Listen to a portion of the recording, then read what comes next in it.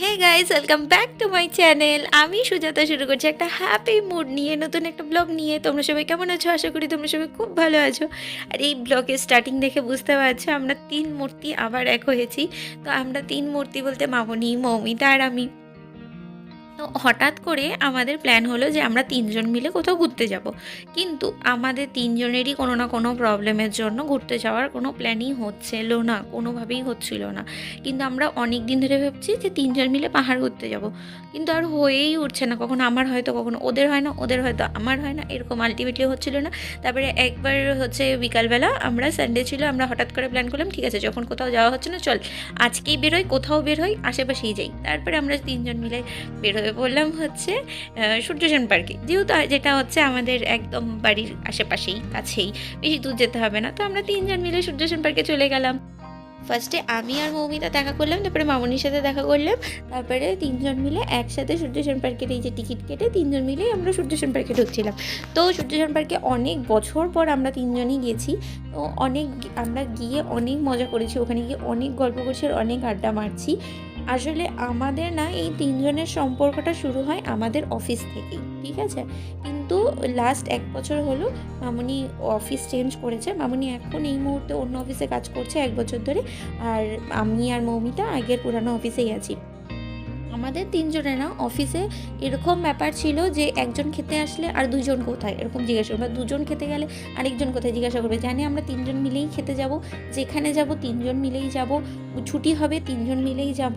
আর আমাদের অফিসে আমরা মানে এরকম হতো যে কোথাও তিনজন ছাড়া যাব, এটা হতেই পারে না, এরকম একটা ব্যাপার। আর এটা না যে আমাদের মধ্যে ঝগড়াঝাটি হয় না, আমাদের তিনজনের মধ্যে প্রচুর ঝগড়াঝাটি হয়েছে, এমনকি অফিসেও হয়েছে। কিন্তু অফিসে সবাই মানে কেউ বলবে কি বুঝতে দিবে না যে হ্যাঁ ঝগড়া হয়েছে তিনজনের মধ্যে, এরকম ব্যাপার। আমরা প্রচুর ঝগড়া করি, প্রচুর কমপ্লিট করি, কিন্তু আমরা তিনজনই একই সাথে থাকি আর এখনও সেম ওই রকমই ব্যাপার রয়েছে।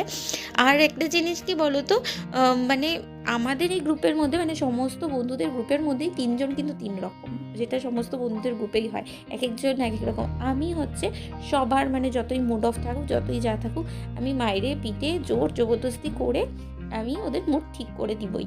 তো এরকম একটা ব্যাপার। আর ওদেরকে না রিলস বানাতে যতই বলি, আর ওরা রিলস বানাতে একদমই চায় না, জোর জবরদস্তি রিল বানায়। আমি সবসময় ওদের উপরেই অত্যাচারটা করি, আর এই অত্যাচারের জন্যই মানে আমি বিখ্যাত, ঠিক আছে? আমি ওদের উপর সবসময় অত্যাচার করি।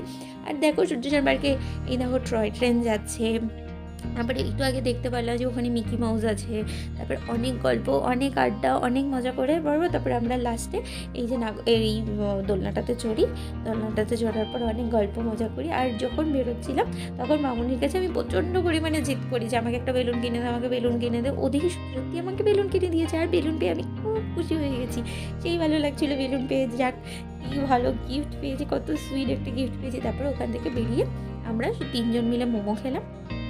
মোমো খেয়ে আমরা আবার সূর্যসেন পার্কের পিছন দিয়ে হেঁটে হেঁটে যাচ্ছিলাম, ওখানে আবার ঝালমুড়ি বিক্রি হচ্ছিলো।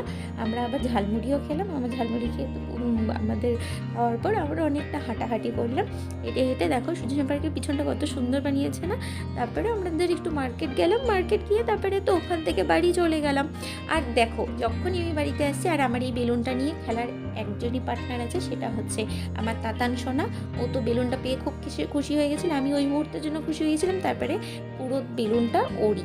তো আজকের ভিডিওটা এখানেই শেষ করছি। যদি কিছু ভালো লেগে থাকে তাহলে প্লিজ লাইক কমেন্ট শেয়ার করে দিও, আর মনে করে সাবস্ক্রাইব করে দিও। টাটা।